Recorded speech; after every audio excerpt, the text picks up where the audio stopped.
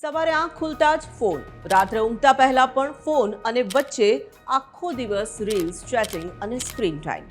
આજની લાઈફમાં મોબાઈલ વગર જીવવું અશક્ય જેવું લાગી રહ્યું છે, પરંતુ ધીમે ધીમે આ આદત આપણા દિમાગ, ઊંઘ અને હેલ્થ ત્રણેયને અસર કરી રહી છે.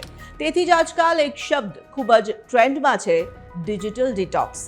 ડિજિટલ ડિટોક્સ એટલે થોડા સમય માટે મોબાઈલ, લેપટોપ, ટીવી અને બીજા ગેજેટ્સથી સંપૂર્ણ અંતર રાખવું. તમને આખો દિવસ ફોન છોડવાની જરૂર નથી, માત્ર રોજનો 1 કલાક માટે સ્ક્રીનથી દૂર રહેવું છે.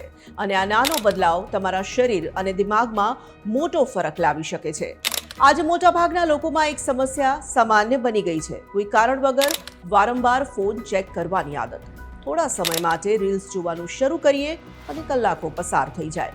આ સતત સ્ક્રીન ટાઈમને કારણે બ્લુ લાઇટ સીધી આપણા બ્રેઇન પર અસર કરે છે.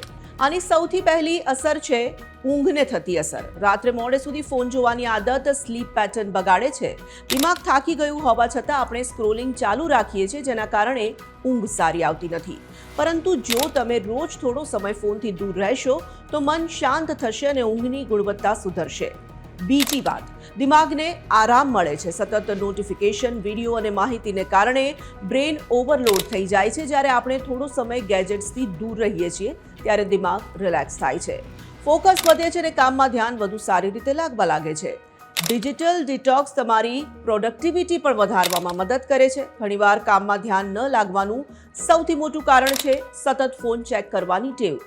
માત્ર 1 કલાક માટે પણ ફોનથી દૂર રહેવાથી મન વધુ એકાગ્ર બને છે. હવે સવાલ, શરૂઆત કેવી રીતે કરવી? સૌથી પહેલા રોજ માત્ર 1 કલાક માટે ડિજિટલ ડિટોક્સ શરૂ કરો. શરૂઆત રવિવાર અથવા વીક ઓફથી કરી શકો છો. ધીમે ધીમે આ આદત બનાવી લો અને પછી અઠવાડિયામાં 3 દિવસ આ રૂટીન ફોલો કરો. આ દરમિયાન ફોનના નોટિફિકેશન્સ બંધ રાખો. શક્ય હોય તો ઇન્ટરનેટ પણ ઓફ કરી દો. ફક્ત જરૂરી કોલ અને મેસેજીસ જ ચાલુ રાખો. સાથે જ ફોનને ડાર્ક મોડમાં રાખવાની ટેવ પાડો, કારણ કે વધુ બ્રાઇટ સ્ક્રીન આંખો પર ખરાબ અસર કરે છે. યાદ રાખો, ફોન જરૂરી છે, પરંતુ તેની લત ખતરનાક બની શકે છે. અને ક્યારેક માત્ર 1 કલાકનો બ્રેક જ તમારા મન અને શરીર માટે સૌથી મોટી થેરાપી બની જાય છે.